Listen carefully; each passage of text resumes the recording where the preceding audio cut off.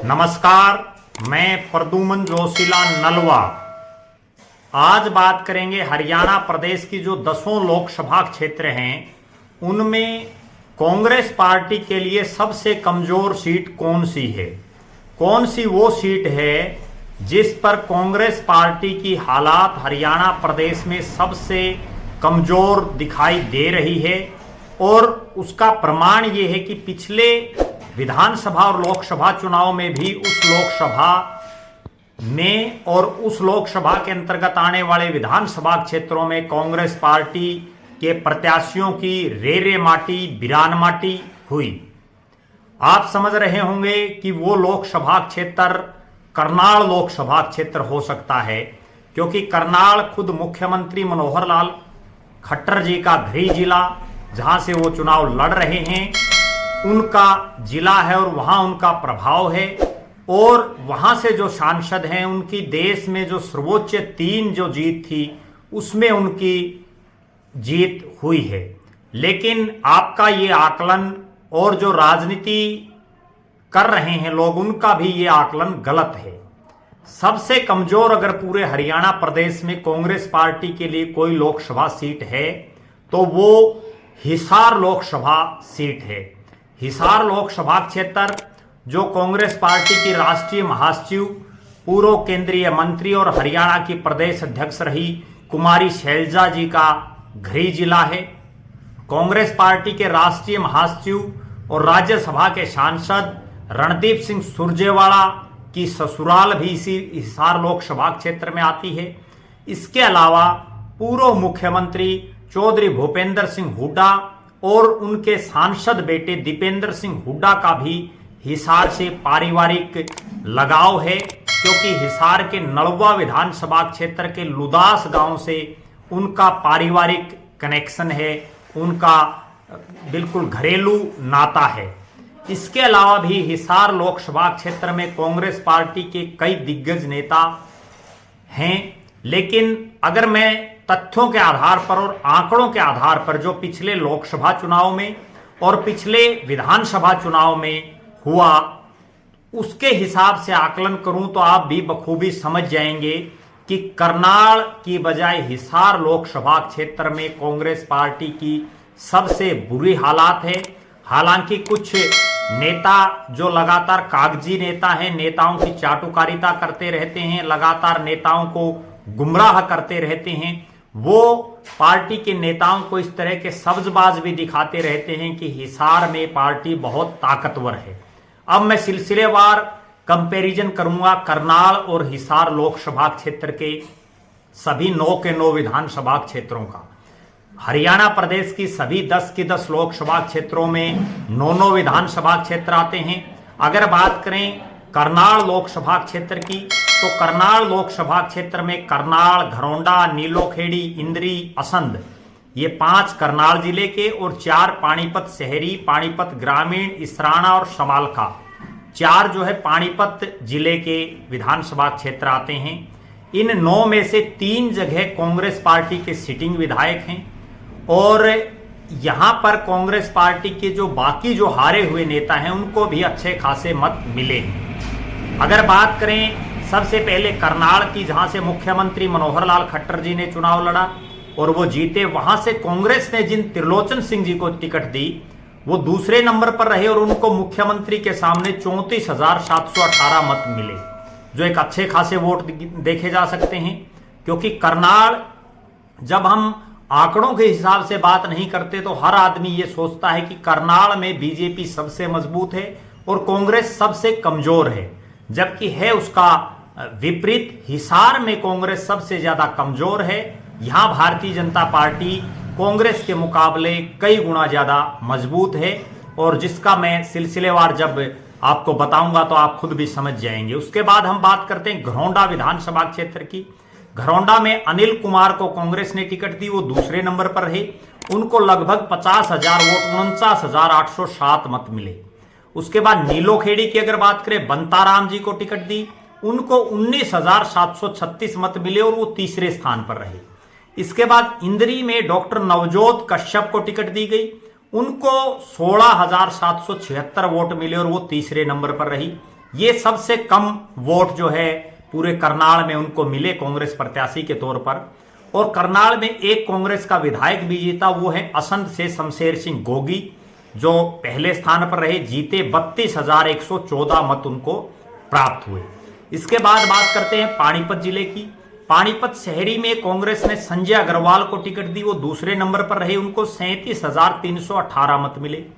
पानीपत ग्रामीण की अगर बात करें तो वहां ओम प्रकाश जैन को टिकट दी गई, बड़े नेता थे, लेकिन वो उनका प्रदर्शन इस लोकसभा क्षेत्र में सबसे खराब रहा और उनको मात्र 10,679 मत मिले, वो 5वें स्थान पर रहे। पूरी लोकसभा की अगर हम कंपैरिजन करें तो सबसे कमजोर प्रत्याशी ओम प्रकाश जैन साबित हुए। इसके बाद इसराना की बात करते हैं। इसराना में कांग्रेस को जीत मिली और एक बहुत ही सामान्य परिवार से आने वाले बलबीर सिंह वाल्मीकि यहां से विधायक बने और उनको 61,376 मत मिले और उन्होंने सरकार के ताकतवर मंत्री कृष्णलाल पंवार को हराया, जो अब राज्यसभा के सांसद हैं। इसके बाद बात करें समालखा विधानसभा क्षेत्र की, ये वो हलका रहा जहां पूरी जो 9 के 9 हलके हैं उसमें सबसे ज्यादा मत मिले। धर्म सिंह छोकर यहां से विधायक बने और उनको 81,898 मत मिले। धर्म सिंह छोकर का जो है अपना एक रुतबा इस क्षेत्र में रहा और वो यहां से चुनाव जीतने में कामयाब रहे। कुल मिलाकर के ये कहा जा सकता है कि जो करनाल लोकसभा क्षेत्र है उसमें 3 जगह कांग्रेस जीतने में कामयाब रही। उसके बाद एक हल्का ऐसा रहा जहां कांग्रेस की बुरी हार हुई और वो 5वें स्थान पर रही। और इसके अलावा जो है करनाल और घरौंडा और उसके बाद पानीपत शहरी, इन क्षेत्रों में वो दूसरे नंबर पर रही। कुल मिलाकर के ये कहा जा सकता है कि करनाल में 33% से ज्यादा जो है कांग्रेस पार्टी ने गेन किया। अगर लोकसभा चुनाव की बात करें तो इस लोकसभा क्षेत्र से कांग्रेस पार्टी की टिकट पर चुनाव पूर्व जो विधानसभा के स्पीकर, पूर्व कांग्रेस के प्रदेश के कार्यकारी अध्यक्ष और जिनके पिताश्री इस करनाल की धरती से 4 बार सांसद बने, पंडित चिरंजी लाल शर्मा, उनके बेटे जो है कुलदीप शर्मा, उन्होंने यहां से चुनाव लड़ा और कुलदीप शर्मा ने भी 2,55,452 वोट प्राप्त करके वो दूसरे स्थान पर रहे। हालांकि उनकी हार बहुत बड़ी हुई, वो 6,56,142 वोटों से हारे, लेकिन वो दूसरे स्थान पर रहे, ये भी बहुत बड़ी बात है। अब इसके पैरेलल हम बात करते हैं हिसार लोकसभा क्षेत्र की, और जब मैं उसके आंकड़े आपके बीच में रखूंगा तो आपकी भी आंखें खुल जाएंगी। हिसार लोकसभा क्षेत्र में कांग्रेस पार्टी जब मुख्य चुनाव हुआ तो एक सीट पर जीतने में कामयाब हुई थी और वो सीट थी आदमपुर की, जहां से कुलदीप बिश्नोई जीते। उन्होंने 63,693 मत प्राप्त किए। लेकिन अब कुलदीप बिश्नोई अपने परिवार सहित भारतीय जनता पार्टी में हैं और अब आदमपुर की सीट पर उनके बेटे भव्य बिश्नोई बीजेपी के विधायक हैं, तो लिहाजा ये बिल्कुल खाली हो चुका है, कांग्रेस के लिए यहां खालीपन है। इसके बाद बात करते हैं नलवा की। नलवा विधानसभा में कांग्रेस पार्टी ने जिस प्रत्याशी को टिकट दी, रणधीर सिंह पनिहार, उनको 37,851 मत मिले और ये सीट एक जिताऊ सीट थी कांग्रेस की, लेकिन ये प्रत्याशी के कुछ एक गलतियों और कुछ एक कमियों की वजह से कांग्रेस हार गई और कुछ जो इस क्षेत्र के नेता थे कांग्रेस के, उन्होंने भी उनकी मदद नहीं की, उन्होंने काफी खिलाफत की। इस वजह से वो चुनाव हार गए और उनको दूसरे स्थान पर संतोष करना पड़ा। लेकिन अब यहां से जो रणधीर सिंह पनिहार हैं वो भी बीजेपी में जा चुके हैं। लिहाजा नलवा और आदमपुर ये दोनों सीटें ऐसी हैं जहां पूरी तरह से खालीपन है। उपचुनाव में जयप्रकाश जेपी ने आदमपुर से चुनाव लड़ा था, 50,000 से ज्यादा वोट उनको मिले, लगभग 52,000 के आसपास। लेकिन वो चूंकि इस क्षेत्र से नहीं संबंध रखते, उनका जिला भी कैथल में आता है, तो लिहाजा यहां इन दोनों ही विधानसभा क्षेत्रों में पार्टी को किसी नए और मजबूत चेहरे की आवश्यकता है और किसी भारी की बजाय अगर लोकल कैंडिडेट पर पार्टी दांव खेलेगी तो ही कुछ ना कुछ उनका बन सकता है। अब बात करते हैं, ये दोनों हलके कांग्रेस के लिए पूरी तरह से खाली हैं, जिनको टिकट दी वो दोनों बीजेपी में जा चुके हैं। अब बात करते हैं हांसी विधानसभा क्षेत्र की। ये हरियाणा प्रदेश के सभी 90 के 90 जो हलके हैं उनमें कांग्रेस पार्टी के सबसे कम वोट हांसी में आए। ओम प्रकाश पंघाल को यहां से टिकट दी और उनको 3,468 मत मिले। एक राष्ट्रीय पार्टी के प्रत्याशी को मात्र 3,468 मत मिले और वे 5वें नंबर पर रहे, बुरी तरह से हार हुई। फिर हम बात करते हैं बरवाड़ा विधानसभा क्षेत्र की। यहां से भूपेंद्र सिंह गंगवा को पार्टी ने टिकट दी, उनको मात्र 8,830 वोट मिले और वो चौथे स्थान पर रहे। उसके बाद बात करते हैं नारनौंद विधानसभा क्षेत्र की। यहां से बलजीत सिंह सिहाग सिसाए गांव के सबसे बड़ा गांव, उनको टिकट मिली और वो बुरी तरह से हारे, उनको 8,245 वोट मिले और वो तीसरे स्थान पर रहे।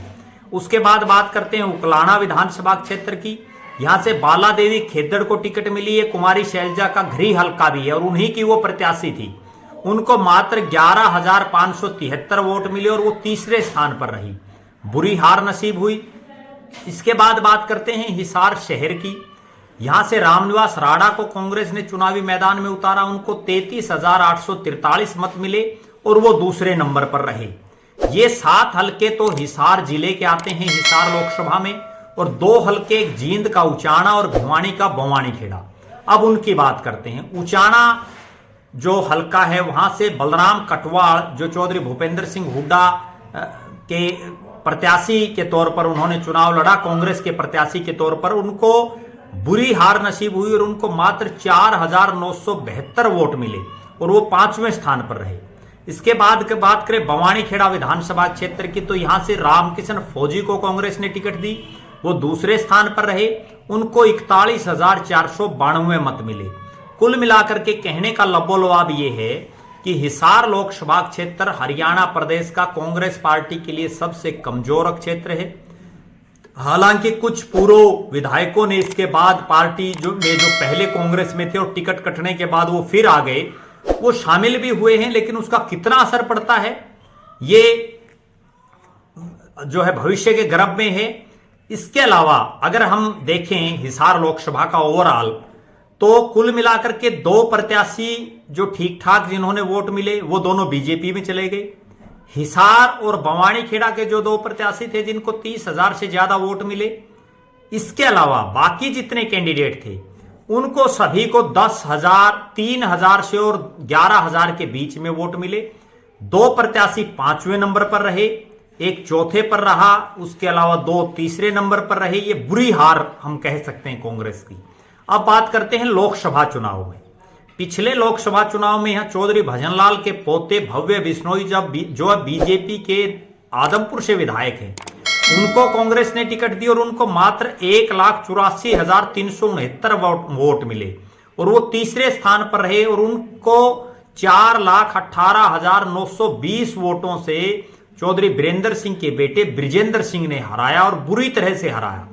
और पहली बार ऐसा हुआ कि आदमपुर विधानसभा क्षेत्र में भी चौधरी भजनलाल का परिवार ब्रिजेंद्र सिंह के मुकाबले चुनाव बुरी तरह से हार गया था।